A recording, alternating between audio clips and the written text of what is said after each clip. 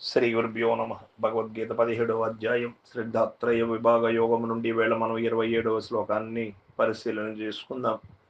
యజ్ఞే తపసి దానే చ స్థితి సదితి చోచ్యతే కర్మ చైవ తదధీయం సదిత్యేవాభిధీయతే.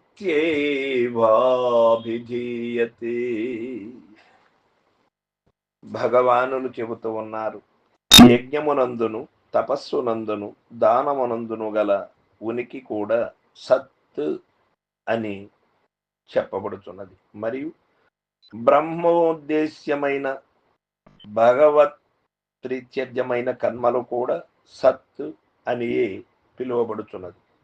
గీత యందు తపో యజ్ఞ దానాది పుణ్య కార్యములను భగవానుడు లెస్సగా ప్రోత్సహించుతున్నాడు. వాని ఎందలి స్థితి అనగా ఉనికి నిష్ట కేవలము బ్రహ్మవాచకమగు తత్ సత్తు అని ఈ శ్లోకమనందు చెప్పుట వలన ఆ పుణ్య కార్యములకెట్టి ఆధిక్యత దొసంగబడినో విదితమగుతున్నది. మరియు తదధ్యేయం కర్మ అనగా భగవత్ ప్రీత్యర్థమగు భగవత్ సంబంధమగు కర్మము సత్తు అని చెప్పుట వలన అట్టి కర్మయు పైన తెలిపిన యజ్ఞాది కర్మములను చిత్తశుద్ధి ద్వారా సద్రూపమగు బ్రహ్మముని పొందించునని స్పష్టమగుచున్నది. ఈ విధముగా సద్రూపమగు బ్రహ్మము యొక్క ప్రాప్తికి హేతుభూతములగుట వలనని ఆయా పుణ్య కార్యములను వాని ఎందల స్థితిని సాక్షాత్తు బ్రహ్మము యొక్క నామముగు సత్తుగని ఇచ్చుట వర్ణింపబడినది.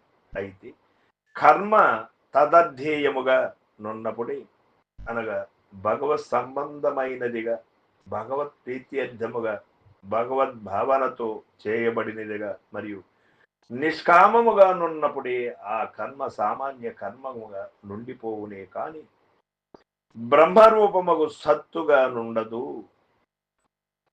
కర్మ మనకు సత్కర్మ చేసేటప్పుడు ఓం తత్ సత్ అన్నప్పుడు దానికి శక్తి చేకూరుతుంది. దుష్కర్మములు చేస్తూ నేను ఓం తత్ సత్ అంటున్నాను అంటే దాని ఫలితం అది నువ్వు ఏ మొక్కవుతే నాటావో ఆ ఫలితాన్ని అనుభవించాల్సినదే గాని ముష్టి మొక్క నాటి నీరు పోసాను నాకు మామిడి పండు కావాలి అంటే లభ్యము కాదు. మామిడి మొక్క నాటి అందుకు నీరు పోయకపోయినా ఫలితం ఉండదు.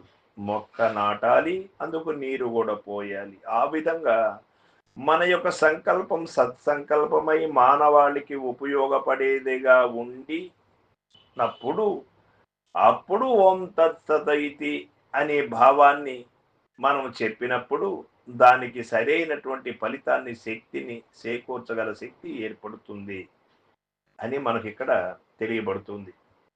వాస్తవముగా కర్మల లోపము లేదు. కర్మ చేయు విధానమందే లోపము కలదు. దైవ బుద్ధితో చేసినచో కర్మ దైవ రూపమును సత్ రూపమును తప్పక బడయగలదని ఈ శ్లోకము ద్వారా వ్యక్తమగుచున్నది. కావున అట్టి యజ్ఞ దానాది పుణ్య కార్యములను భగవత్ప్రీత్యర్థముగా నిష్కామముగా ఆచరించి జనులు చిత్తశుద్ధిని తద్వారా సత్ రూప బ్రహ్మ ప్రాప్తిని పొందవలయును.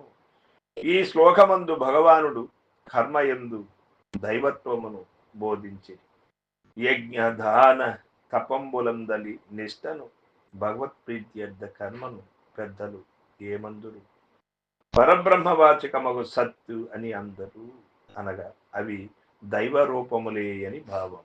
అశ్రద్ధతో ఆచరింపబడు కార్యము అసత్తని చెప్పబడిన దానితో సమానమే అని లేక బ్రహ్మ సంబంధమును కానిదే అని చెప్పుతున్నాడు పరమాత్మ. ఇక సర్వం సద్గురు పాదార్పణమస్తు. జై గురుదేవ.